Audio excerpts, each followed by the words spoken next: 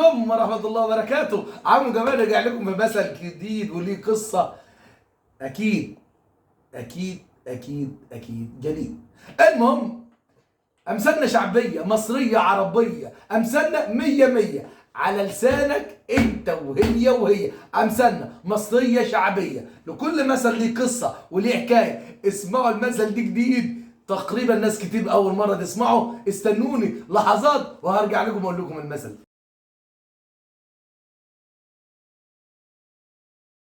رجعت لكم تاني. مثلنا النهارده بيقول له يا بين حان ومان ضاعت ريحاني. بين حان ومان ضاعت ريحانه. ايه حكايه المثل ده؟ اللح يعني لحانه. ايه حكايه المثل ده؟ كان في راجل متجوز واحده اسمها مانه، كبرت بقى عندها 50 سنه.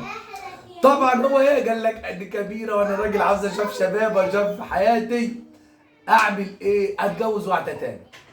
التانيه دي اسمها ايه؟ اسمها مانه. مانه دي عندها كام سنه؟ 20 سنه. وحانه عندها كام؟ 50 سنه. كان هما الاثنين متجوزهم، ويروح لدي يوم ويروح لدي يوم، يعني بيبدل الدنيا. المهم هو برضو كان كبير مش صغير، يعني هو لو مانا كان عندها 50 سنه وهو يقول عنده 60 65 حاسه 55، يعني في الحدود كبير. بيطلع له رحله كده شاهر زي ايه يعني. يخش لك على ست مانا، ست حانه، تشوف الشعر الابيض في اللحيه بتاعته، تملك تشيل منه اللحيه البيضاء. يقول لها ليه يا وليه بتشيلي مني اللحيه؟ قالت له انت يا اخويا صغير، انا صغيره وانا شايفاك انت صغير وما ينفعش عليك الشعر ايه الابيض. عم الحاج ده يفرح بالكلام بتاع مين؟ بتاع حاله. يروح لمين؟ يروح لمان.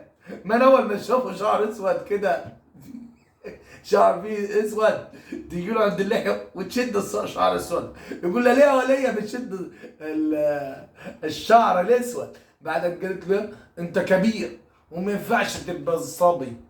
لا انت شعرك ابيض يبقى بان ابيض، شعرك ابيض. المهم مانا تعمل له كده وحانا تعمل له كده. حانا تاخد الشعر الابيض ومانا تاخد الشعر يا الاسود. المهم لحيته يعني بقت منجره زي هي كده، زي اللحيه بتاعتي. بس انا والله مرض ما بتعمل لي كده، والله ما بتعمل لي كده عشان انا مش متكسر واحده. المهم قال ايه؟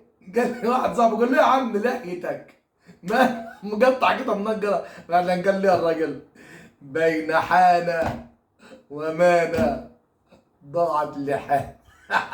بين حانه ومانه ضاعت لحانه. استنوني بمثل جديد وليه قصة أكيد وشيء مفيد.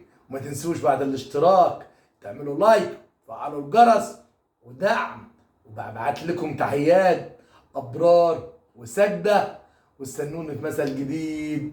السلام عليكم ورحمة الله وبركاته.